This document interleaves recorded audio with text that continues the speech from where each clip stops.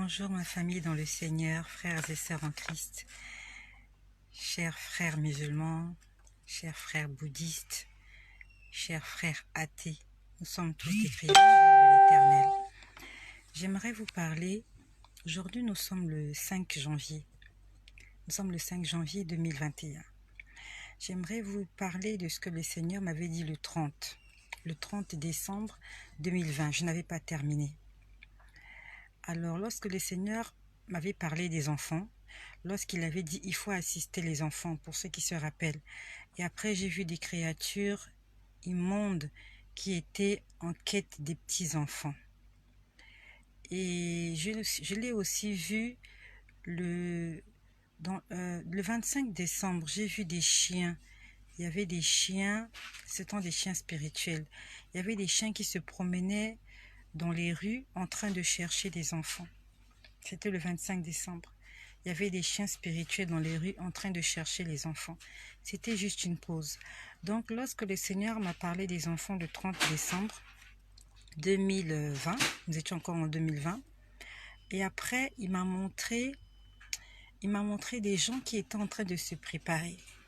Il y avait des gens qui se préparaient. Et lorsque j'ai vu ces gens, je pouvais reconnaître des Égyptiens. C'était des Égyptiens parce que je pouvais reconnaître leurs vêtements, comme les femmes égyptiennes s'habillaient quand on voit dans les films. Je voyais vraiment des Égyptiens en train de se préparer. Lorsque j'ai vu cette image, je n'ai pas compris pourquoi les Égyptiens se préparaient.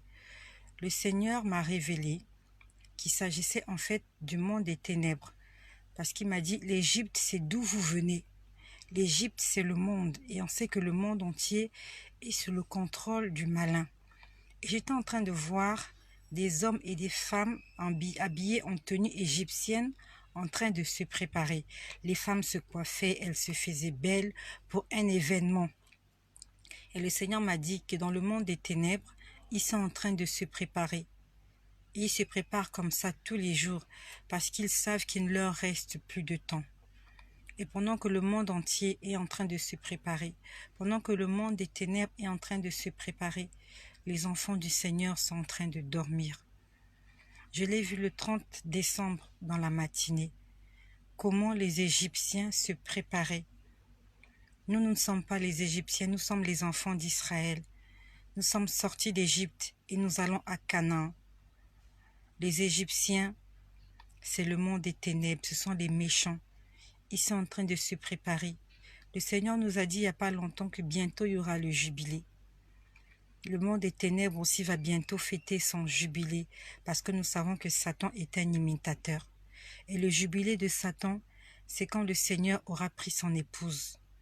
Alors le mal va se révéler au monde sans obstacle. C'est encore la présence du Saint-Esprit, c'est encore la présence de l'épouse sur terre qui empêche au mal de se révéler totalement.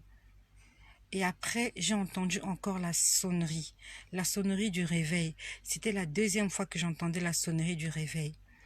Je l'ai entendue en décembre, je ne sais plus quand exactement, c'était une nuit quand le Seigneur me parlait, quand il m'a dit c'est le réveil. C'est le grand réveil. Et je l'ai encore entendu le 30 décembre. Dans la matinée, 30 décembre 2020, j'ai encore entendu le réveil. Il y avait un réveil qui était en train de sonner. Et cette nuit encore, nous sommes aujourd'hui le 5 janvier, cette nuit, et ça fait déjà 2 fois, en l'écart, je crois, de 3 jours, que je suis en train de voir la pluie tomber. Une grande pluie tombée. Au départ, quand je voyais la pluie, en fait, je croyais que c'est le Seigneur qui était en train de me bénir. Lorsque je voyais la pluie, je disais merci Seigneur pour la bénédiction. Ce matin, il m'a dit, c'est pas la bénédiction. Il m'a dit la pluie que tu vas tomber. Ça fait 2 fois. Vraiment, la pluie tombe, des grosses gouttes, des grosses cordes, comme on dit, des grosses cordes, une grande pluie. Quand j'ai vu la première fois, j'ai dit, Seigneur, merci pour la bénédiction. Cette nuit encore, quand j'ai vu la pluie, j'ai dit, non, c'était hier soir avant de dormir. J'étais sur le lit, le Seigneur me demandait de prier pour beaucoup de gens. En fait, il me demandait d'intercéder. J'étais en train d'intercéder. Il me montrait les visages de certaines personnes, certaines situations. J'étais en train d'intercéder. Après, j'ai encore vu la pluie. Il pleuvait des cordes. C'était une grande pluie. Lorsque j'ai vu ça, j'ai dit merci Seigneur pour la bénédiction. Ce matin, 5 janvier, en 2021. Ce matin, 5 janvier, le Seigneur m'a dit, la pluie que tu vas tomber, la pluie que tu vois tomber, c'est pas la bénédiction. Il m'a dit, c'est l'effusion de mon esprit. Il m'a dit, c'est l'effusion du Saint-Esprit, comme il est écrit dans Actes au chapitre 2 au verset 17. Dans les derniers temps, dit le Seigneur, je répandrai de mon esprit sur toute chair. Vos fils et vos filles prophétiseront, vos jeunes gens et vos vieillards auront des songes et des visions. Nous sommes actuellement dans Actes chapitre 2 au verset 17. Le Seigneur est en train de répandre son esprit sur toute chair.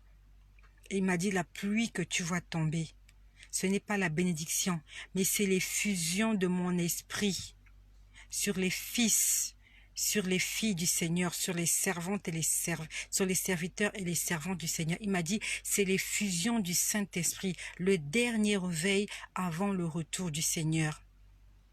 Il est minuit, mon ami. Il est minuit, nous sommes dans Matthieu 26.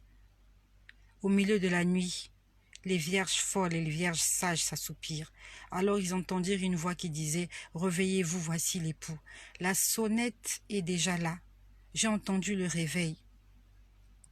Ça fait 2 fois que j'entends le réveil. Il est temps que nous puissions chercher de l'huile pour nos lampes, parce que l'époux est en chemin. L'époux est en route. Le Seigneur ne cesse d'insister. Dans la nuit du 31 au 1er janvier, il m'a dit, la crainte au Moyen-Orient, il m'a dit, vous êtes déjà alertés. Il m'a dit, la crainte au Moyen-Orient, vous êtes déjà alertés. Alertés, c'est la trompette, la sonnerie, c'est un avertissement. Il y a quelque chose qui va se passer au Moyen-Orient. Il m'a dit, vous êtes déjà alertés. Là, il parle à ses enfants. Le Seigneur insiste. Il est en train d'insister. Pour ceux qui me suivent régulièrement, je crois que vous comprenez que ce sont les mêmes messages qui reviennent. Il parle de l'animosité. Il parle du réveil. Il parle du temps de la fin. Il parle de la robe de l'épouse. Il parle de la sanctification. Ce ne sont que ça, les messages que le Seigneur me donne. Il ne me donne pas d'autres messages. Je ne sais pas vous dire autre chose que cela. Je ne sais pas vous dire autre chose que ce que le Seigneur me dit. Il me dit, c'est le temps du réveil. C'est le temps de l'effusion du Saint-Esprit. Il y a quelque temps de cela, j'avais refusé la visite d'un frère à la maison. Et pendant que j'étais en train de lui partager mon témoignage, il était interpellé, il me regarde, il me dit, au fait, ça fait longtemps que je suis en train de rêver des trompettes. Il n'est pas croyant, ce frère-là. Il ne va pas à l'église. Il m'a dit, ça fait plusieurs fois que je fais que rêver des trompettes la nuit. C'est ce qu'il m'a dit. Je ne fais que rêver des trompettes et je ne comprends pas ce que ça signifie. Je lui ai dit, c'est la trompette du temps de la fin. Ce frère-là ne prie pas. Il ne fréquente pas l'église, il n'est pas né de nouveau. Il est venu chez moi et j'étais en train de lui parler de mon témoignage. Lorsque je lui parlais des trompettes, il m'a dit, ça fait plusieurs fois que je rêve des trompettes, je ne fais que voir des trompettes. Et une fois, on m'a amené un jeune homme à la maison. On m'a amené un jeune homme à la maison pour que je puisse lui prêcher l'évangile. Ce sont ses amis qui me l'ont amené à la maison. Et en fait, je ne sais pas ce qui s'était passé. Il avait un peu perdu la tête. Il avait perdu la tête ce jour-là. Et ses amis me l'ont amené à la maison pour que je lui parle du Seigneur. Et lorsque je l'écoutais, il me disait qu'il était là, en fait, il errait dans le quartier. Les gens croyaient qu'en fait, qu'il était devenu un peu fou. Il me dit, pendant qu'il errait dans le quartier, il est arrivé quelque part, il me dit qu'il a vu un démon. C'est lui-même qui me dit ça. Il me dit, j'ai vu un démon dans la parcelle inhabitée. C'est lui qui est en train de me parler. Il me dit, j'ai vu un démon. J'ai dit, mais comment tu sais qu'il y a un démon? Il dit, non, je sais que c'était un démon parce que c'était un démon. Il était bizarre, il avait des griffes, il avait des langues dents. C'est lui qui me dit ça à la maison. Il était assis dans mon canapé, sur mon fauteuil. Il me dit, j'ai vu un démon dans cette maison abandonnée et ce démon-là est venu vers moi pour me dire, est-ce que tu sais que Jésus revient bientôt?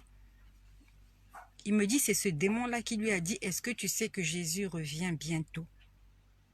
Je ne sais pas comment vous expliquer ça autrement. Ce sont des choses réelles, ce ne sont pas des rêves. J'ai reçu quelqu'un à la maison qui m'a dit qu'il est en train de rêver des trompettes.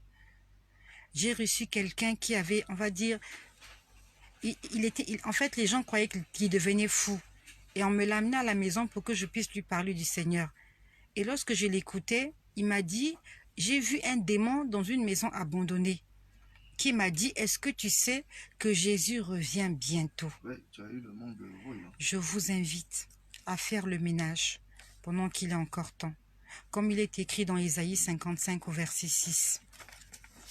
Ésaïe 55 verset 6 dit, « Cherchez l'Éternel pendant qu'il se laisse encore trouver. Invoquez-le tandis qu'il est encore près de vous. » Cherchez l'Éternel pendant qu'il se laisse encore trouver. Il y aura un temps où Dieu ne se fera plus trouver. Invoquez-le pendant qu'il est encore près de vous. Dieu est encore près de toi. Et ce qui prouve que Dieu est encore près de toi, c'est le souffle que tu as. Parce que la Bible dit, il n'y a rien de bon en l'homme si ce n'est que le souffle du Tout-Puissant. Pendant que le souffle de Dieu est encore en toi, ça veut dire que Dieu est près de toi. Lorsque ce souffle te quittera, le Très-Haut s'éloignera de ta présence. Il s'éloignera de ce corps. Il faut que tu cherches le Seigneur pendant qu'il est encore près de toi, pendant que tu respires, pendant que tu as encore le souffle de vie. Que le Seigneur Jésus-Christ te bénisse, toi qui m'écoutes. Qu'il te bénisse et surtout, qu'il te sensibilise. Nous sommes déjà avertis. Nous sommes dans les temps de la fin. Nous sommes dans les temps de la fin. Il a dit la crainte au Moyen-Orient.